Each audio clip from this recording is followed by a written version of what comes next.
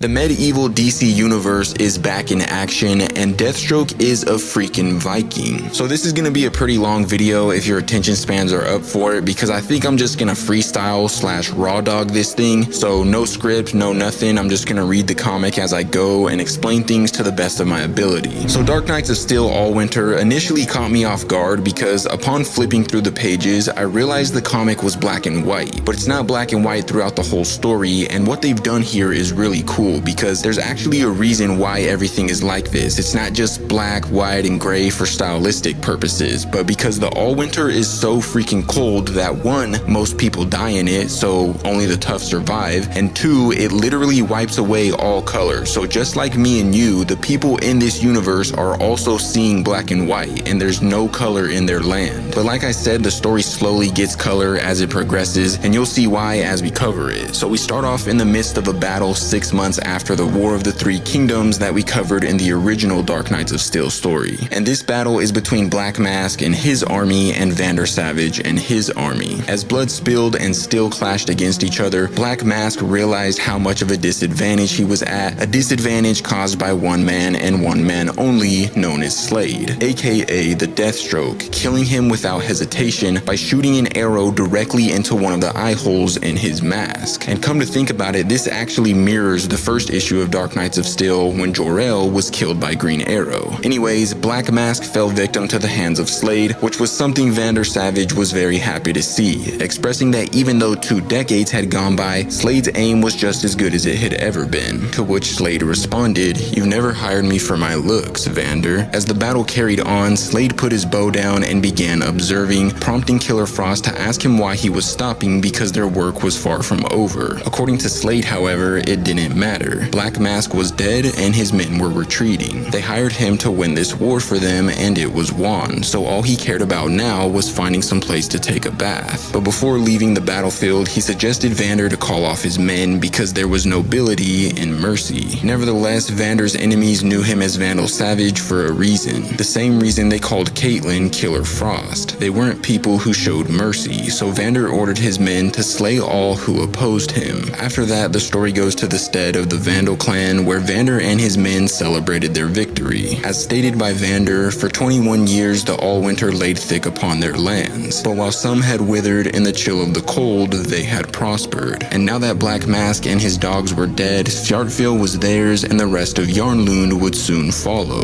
While toasting to blood and honor, Slade on the other hand kept to himself, unmoved and without care of their victory, so Killer Frost asked him why he wasn't drinking with them. According to him, he carried his own, and although he was grateful for their hospitality, he was more concerned with the other half of the coin Vander owed him, and after receiving it, he'd go about his way. Vander then asked him why he was in such a rush to leave after so many years apart. The Slade he knew loved battle and never avoided it. Leaders and warriors trembled at the sight of him, and even mere whispers of his name caused them trouble. But as stated by Slade, that man was dead now, even though he resembled him on the battlefield yesterday. Later on, Savage, Frost, and Deathstroke took a walk together, and while gazing upon their land, Vander asked Slade what he saw. Slade only saw a man who owed him coin, but Vander saw an empire in the making. The weak withered in battle, while the strong not only survived, but thrived. Vander was happy with war because of all the gifts it brought him, but Slade believed war never gave, only took. Speaking of giving, he was still waiting for Vander to pay him, prompting Vander to ask him if coin was all he lived for now. In a gray land like this that was swallowed by winter, Slade didn't see much else to live for, so Vander made him an offer, asking him to capture a monster from the pits of hell for him who intended on unmaking all that he had. And after asking how much he'd pay, Slade and a large portion of Vander's army were off to capture the monster in question. During their journey, Slade and Killer Frost began conversing. Slade stated the very oceans they were crossing were once blue as could be, and that he appreciated her company, but she wasn't necessary for his assignment. Once he was paid to snatch somebody, it was already as good as done. Frost begged to differ though, because they weren't hunting a man, but a deadly monster in disguise. Moments later, everyone was caught off guard when a group of rocks appeared in front of one of their boats. But this didn't make any sense to Slade, because there wasn't supposed to be any rocks out here, and that's because they weren't rocks. They were looking at the back of a massive kraken, bursting out from under the water and destroying one of their boats with ease, so Frost tried holding brushing it off as best she could, asking Slade what he was doing, and what he was about to do was nothing less than psychotic, taking a swig from his flask and then literally jumping inside of the monster's mouth without hesitation. While Frost assumed Slade was dead, the monster seemingly retreated, descending back down into the depths of the ocean. But moments later, the beast made its return, but this time with an axe piercing through its body because Slade was in the process of carving his way out and ending the Kraken for good. And after emerging from its flesh, he simply stated he needed another bath. Soon enough, they made it to the temple in Dodzarev, where the so-called monster they were assigned to capture was. While closing in on its location, Frost reminded them to strike hard and swift. Passing through just moments later was a group of axe and sword wielders, quickly realizing that Deathstroke and the others were ambushing them, with Deathstroke taking the initiative and hurling himself into battle. With Killer Frost's powers and the mercilessness of Slade, the group opposing them never stood a chance, torn to pieces one by one. But in the midst of chaos, someone called the name of Adeline, which immediately caught Slade off guard because that was the name of his ex-wife. Only concerned with their objective though, soon enough an axe thrown by Killer Frost was hurled into Addie's shoulder, leaving Frost just moments away from ending her life. Nevertheless, right before she could seal the deal, an axe was then hurled into her shoulder as well, thrown by none other than her comrade Slade. So Frost demanded him to explain what he was doing, and Slade expressed that that was his wife, resulting in Frost promising that Vander would have his head due to his betrayal. Unbothered by her claims and tossing back Vander's payment, Slade then conveyed that if Savage weighed his debt heavier than the coin, then he could come and find him. And after that, he urged Frost to leave unless she really wanted to see his teeth. Soon enough, the only ones left were Slade, Adeline, and the so-called monster in question. Slade was confused though, because the monster was all but a boy,